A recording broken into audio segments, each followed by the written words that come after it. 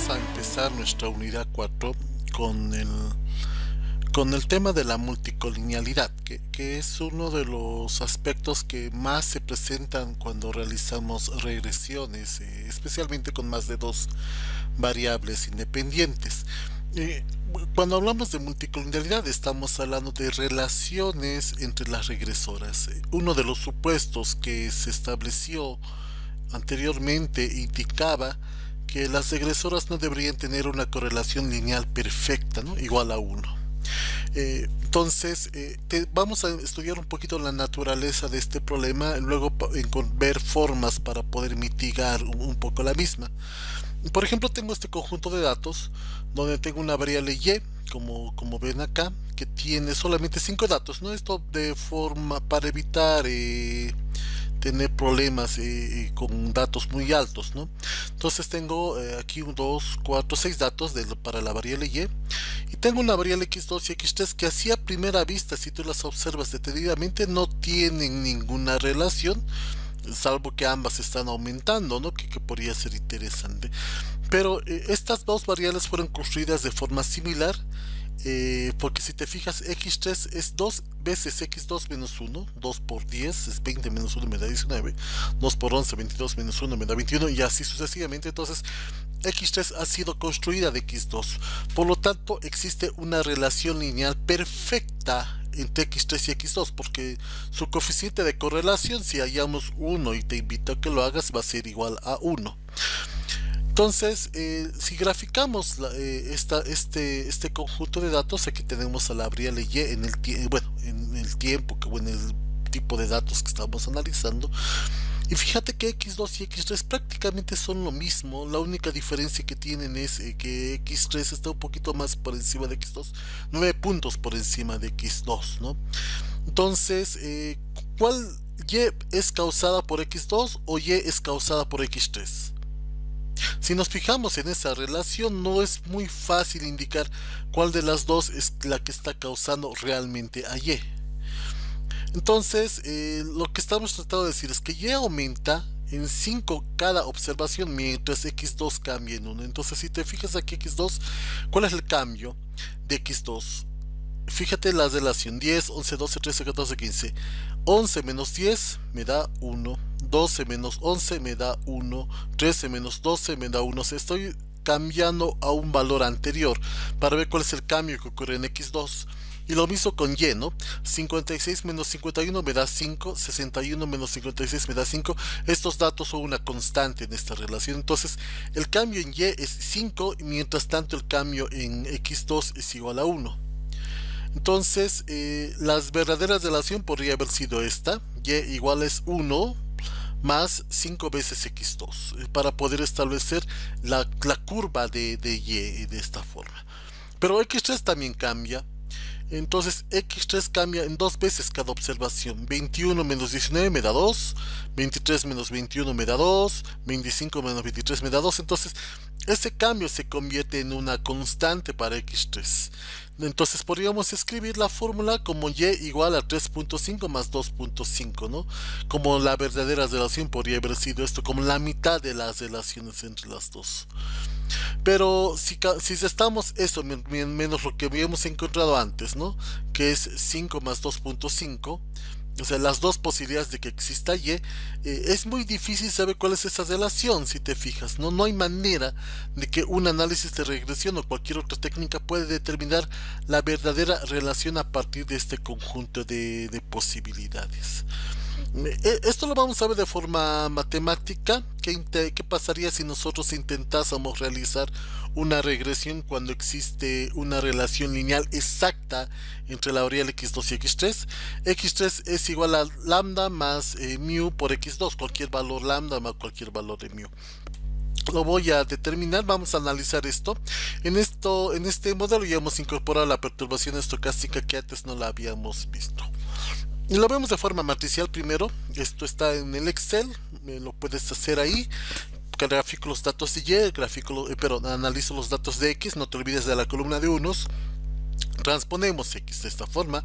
Nuestra idea es encontrar la transpuesta de x por x, la inversa de todo eso multiplicado por la transpuesta de x y.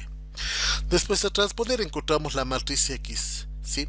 Esta matriz X cuyo valor primero es n, aquí está la suma de x2, la suma de x3 y así sucesivamente. Ahora nos tocaría invertir esta matriz para continuar con el ejercicio.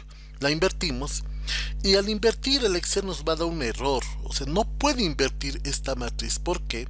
Porque se supone que esta matriz debería tener un carácter no singular, y cuando la matriz tiene un carácter singular es imposible de encontrar su inversa. La idea de la singularidad de una matriz es cuando el determinante de esta matriz es igual a cero. O sea, cuando el determinante de esta matriz es cero, es imposible hallar la inversa. Por eso uno de los requisitos que nosotros teníamos era que la matriz sea cuadrada, simétrica y no singular. ¿Por qué una matriz con determinante igual a cero no tiene inversa? Es bien sencillo, porque para poder realizar la inversa de una matriz nosotros tenemos que dividirla, todos los datos de los cofactores, entre el determinante. Y si el determinante es igual a cero, es una división entre cero, y una división entre cero tiene infinito número de soluciones, ¿sí? Por lo tanto, el vector beta es un vector indeterminado, porque esto de acá es un infinito. Entonces el vector beta también va a ser un infinito. Ahora, visto de otra forma, lo podemos, si no te gustan tantas las matrices, podemos verlo de esta manera. Esta fórmula beta 2 lo estamos sacando del libro de Gujarati en la página 229. Aunque en el tema número 10, o en el capítulo número 10, que está en la lectura número 1 que estamos proporcionando, se ve también este mismo procedimiento. Entonces aquí tenemos la fórmula para beta 2. Solo beta 2 vamos a ver, no voy a ver beta 3. Entonces tenemos la suma de x3 menos la media de x3 al cuadrado, dos veces repetidas en esta ecuación.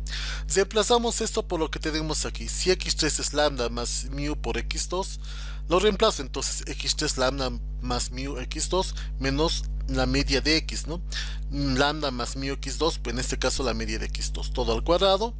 Desarrollamos este procedimiento, entonces aquí me quedaría mu por factor común menos mu medias al cuadrado. Todo esto va a ser igual a mu al cuadrado por x chiquita al cuadrado, o los desvíos de x, ¿no? Y como mu al cuadrado es una constante, puede salir de la sumatoria, y este sería el resultado de esta pequeña ecuación.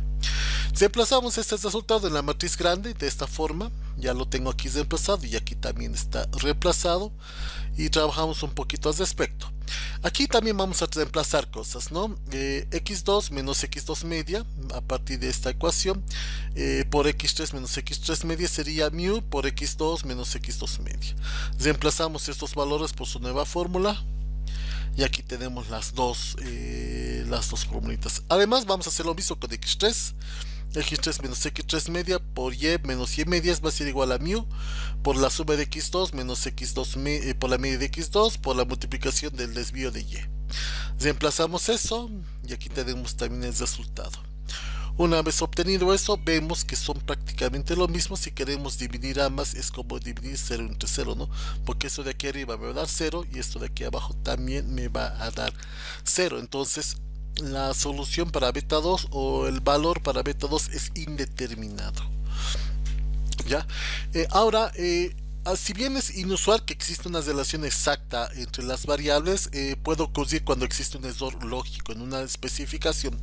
Por ejemplo, si yo quiero correr una regresión de los ingresos en función de hombres y mujeres, las dos variables o las dos regresoras del modelo hombres y mujeres están exactamente correlacionadas, por lo tanto es imposible lograr encontrar la relación. Es decir, esto que habíamos llamado en el tema anterior la trampa de la variable binaria se aplicaría en realidad como un caso de multicolinealidad perfecta, ¿no? Que no tiene solución. Bueno, lo que sí ocurre realmente es una relación aproximada. A esto se conoce como la multicolinealidad imperfecta, que te invito a leer en la lectura número 1 su definición concreta. Ya, para esto prácticamente voy a usar la regresión que hemos trabajado en el laboratorio número 2, donde vemos la demanda de la carne de pollo en función al precio de la carne de res X5. Si te fijas, la demanda de carne de pollo, esto lo Chinibius, la demanda de carne de pollo depende de la demanda de carne de res, y su valor es 0.13, y fíjate que es estadísticamente significativo, y el R cuadrado es del 0.87, para esto ser un buen modelo, ¿no? Entonces, ¿qué pasa si incluyo aquí otra variable? Por ejemplo, la variable diferente, ¿no? Observamos que si el precio de la carne de res sube, también la demanda de la carne de pollo va a subir. Es decir, los consumidores van a preferir dejar de consumir carne de res y consumirán carne de pollo cuando ocurra esto. Vamos a aumentar otra variable más para ver cómo funciona el ingreso del consumidor, por ejemplo.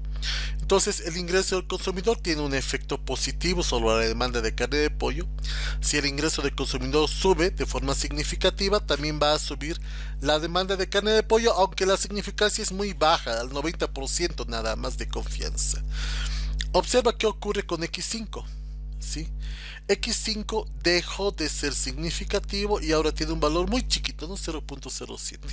Vamos a comparar ambos modelos. Arriba tengo el modelo de dos variables y aquí abajo el modelo con tres variables.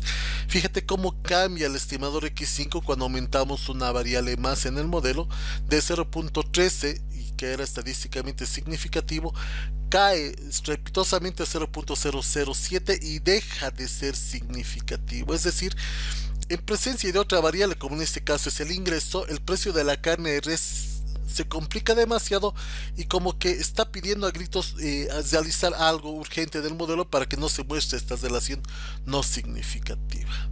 Además, el error estándar, si te fijas, en el primer modelo era 0.01, en el segundo modelo, en el que es de dos variables, sube a 0.06, es decir, la varianza del estimador se dispara en presencia de multicolinealidad. Entonces, este segundo modelo pierde precisión, ya que los errores estándar muestran la eficiencia del modelo de regresión. Esto se explica por lo siguiente. Este que está con amarillo es la correlación simple entre las variables x2 y x5, que se supone que no deberían tener correlación, y fíjate que la correlación entre ambas es de 0.98, es decir, ambas variables de alguna forma contienen la misma información. Muchas gracias por este primer video. Vamos a continuar con el tema en los siguientes videos. Hasta luego.